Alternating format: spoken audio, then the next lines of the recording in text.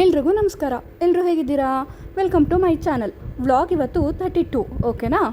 ಈ ವ್ಲಾಗಲ್ಲಿ ನಾನು ನನ್ನ ಲೈಫಲ್ಲಿ ಆಗಿರೋ ವಿಷಯ ಮತ್ತು ಆಗ್ತಾ ಇರೋ ವಿಷಯನ ನಿಮ್ಮ ಜೊತೆ ಶೇರ್ ಮಾಡ್ಕೊಳ್ಳೋದಕ್ಕೆ ಇಷ್ಟಪಡ್ತೀನಿ. ಅದೇನಪ್ಪ ಅಂದರೆ, ನಾನು ಪ್ರೆಗ್ನೆಂಟ್ ಆದಾಗ ನನಗೆ ಟ್ವಿನ್ಸ್ ಮಕ್ಕಳು ಇದ್ದಾರೆ ಅಂತ ಗೊತ್ತಾಗಿದ್ದ ತಕ್ಷಣವೇ ಶುರುವಾಯಿತು ನನಗೆ ಎಲ್ಲರಿಂದ ಕಿವಿ ಮಾತುಗಳು. ಓಕೆ, ಸ್ಟಾರ್ಟಿಂಗ್ ಏನೋ ಚೆನ್ನಾಗೇ ಇತ್ತು, ಕಿವಿ ಮಾತು ಹೇಳ್ತಾ ಇದ್ದಾರೆ, ಎಷ್ಟು ಒಳ್ಳೆಯವರು, ನನ್ನ ಬಗ್ಗೆ ಎಷ್ಟು ಕೇರ್ ಮಾಡ್ತಾರೆ ಅಂತ.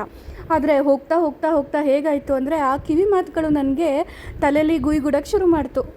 ಒಬ್ಬರು ಒಂಥರ ಹೇಳಿದ್ರೆ ಇನ್ನೊಬ್ಬರು ಇನ್ನೊಂದು ಥರನೇ ಹೇಳ್ತಾರೆ. ಯಾವ ಮಾತನ್ನ ತಗೋಬೇಕು, ಯಾವ ಮಾತನ್ನ ಬಿಡಬೇಕು ಅನ್ನೋದೇ ಗೊತ್ತಾಗ್ತಿರ್ಲಿಲ್ಲ.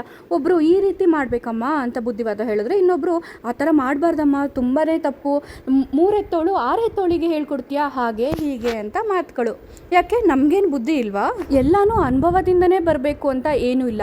ಕೆಲವೊಂದನ್ನು ನೋಡಿನೂ ಸಹ ನಾವು ಕಲ್ತ್ಕೋಬೋದು, ಕೇಳಿನೂ ಸಹ ಕಲ್ತ್ಕೋಬೋದು, ಓದಿನೂ ಸಹ ಕಲ್ತ್ಕೋಬೋದು. ಹಾಗಾಗಿ ನನ್ನ ಲೈಫಲ್ಲಿ ನಾನು ಹೇಗೆ ಮಾಡಬೇಕು, ಏನು ಮಾಡಬೇಕು ಅನ್ನೋ ನಿರ್ಧಾರ ನಾನೇ ತಗೊಳ್ತೀನಿ. ಕೊನೆಗೂ ಕೂಡ ಮುಂದೆನೂ ಕೂಡ ನಾನೇ ಅದನ್ನು ತಗೋಬೇಕಾಗಿರೋದು. 100 ಜನ 100 ಥರ ಮಾತಾಡ್ಬೋದು. ಏನು ದೊಡ್ಡ ಮಗಳು ಆ ಥರ ಇದ್ದಾಳೆ, ಚಿಕ್ಕ ಮಗಳು ಈ ಥರ ಇದ್ದಾಳೆ. ಹೌದಪ್ಪ, ಅವಳೇ ಬೇರೆ ಇವಳೇ ಬೇರೆ, ಇಬ್ಬರು ಒಂದೇ ಹೊಟ್ಟೆಲಿ ಹುಟ್ಟಿರೋದಾದ್ರೂ ಅವ್ರ ಸ್ವಭಾವಗಳು ಟೋಟಲಿ ಡಿಫ್ರೆಂಟ್. ಒಬ್ಳಿಗೆ ಜನ ಅಂದರೆ ತುಂಬಾ ಇಷ್ಟ, ಇನ್ನೊಬ್ರಿಗೆ ಜನ ಅಂದರೆ ದೂರ ಓಡೋಗ್ತಾಳೆ. ಇನ್ನೊಬ್ಳಿಗೆ ಸ್ವೀಟ್ಸ್ ಅಂದರೆ ತುಂಬ ಇಷ್ಟ, ಇನ್ನೊಬ್ಳು ಸ್ವೀಟ್ ಕಂಡ್ರೇ ಆಗಲ್ಲ. ಈ ಥರ ಅವರು ಅಭಿರುಚಿಗಳು, ಅವ್ರ ಸ್ವಭಾವಗಳು ಎಲ್ಲನೂ ಡಿಫ್ರೆಂಟ್ ಇದೆ. ನನ್ನ ಹೊಟ್ಟೆಲಿ ಹುಟ್ಟಿರೋ ಮಕ್ಕಳೇ ಇಷ್ಟು ಡಿಫ್ರೆಂಟ್ ಆಗಿರಬೇಕಾದ್ರೆ ಇನ್ನು ನಿಮ್ಮ ಮಕ್ಳಿಗೂ ನನ್ನ ಮಕ್ಳಿಗೂ ಹೇಗೆ ನೀವು ಕಂಪೇರ್ ಮಾಡ್ತೀರಾ ಅಲ್ವಾ? ಸ್ಟಾರ್ಟಿಂಗಲ್ಲೆಲ್ಲ ಅಂದರೆ ನನ್ನ ಮಕ್ಕಳಿಗೆ 6 ತಿಂಗಳಿರಬೇಕಾದ್ರೆ, ಅಯ್ಯೋ ಏನಿದು ಇಷ್ಟು ಸಣ್ಣಗಿದ್ದಾರೆ, ಈ ಥರ ಇದ್ದಾರೆ, ಇವ್ರು ಯಾವಾಗ ಮಗುಚ್ಕೊಳ್ಳೋದು, ಯಾವಾಗ ಎದ್ದು ಓಡಾಡೋದು ಅನ್ನೋರು. ನಿಧಾನಕ್ಕೆ ಮಾಡೋಕ್ಕೆ ಶುರು ಮಾಡಿದ್ರು. ಏನು 6 ತಿಂಗಳಲ್ಲಿ ಮಗುಚ್ಕೊಳ್ಳೋಕೆ ಶುರು ಮಾಡ್ತಿದ್ರೆ, ನನ್ನ ಮಕ್ಕಳು 7 ತಿಂಗಳಲ್ಲಿ ಶುರು ಮಾಡಿದ್ರು, ಇನ್ನೊಬ್ಳು 8ನೇ ತಿಂಗಳಲ್ಲಿ ಶುರು ಮಾಡೋದು. ಅಷ್ಟೇ ಡಿಫ್ರೆನ್ಸು. ಯಾಕಂದರೆ ಅವ್ರ ವೆಯ್ಟ್ ಆ ಥರ ಇದೆ, ಪ್ರೀಮೆಚೂರ್ ಬೇಬಿ ಆಗಿದ್ರು ಅವರು. ಈ ಎಲ್ಲ ಕಾರಣಗಳಿಂದ ಅವರವರ ಆ್ಯಕ್ಟಿವಿಟಿನ ಅವರು ನಿಧಾನಕ್ಕೆ ಮಾಡ್ತಾಯಿದ್ದಾರೆ. ನಮಗಂತೂ ಏನೂ ಅರ್ಜೆಂಟ್ ಇಲ್ಲ, ಬಟ್ ನಮ್ಮ ರಿಲೇಷನ್ಸ್ಗೆ, ನಮ್ಮ ಅಕ್ಕಪಕ್ಕದ ಮನೆಯವ್ರಿಗೆ, ಇವ್ರಿಗೇನೇ ತುಂಬ ಅರ್ಜೆನ್ಸಿ ನನ್ನ ಮಕ್ಕಳು ಬೆಳವಣಿಗೆ ಬಗ್ಗೆ.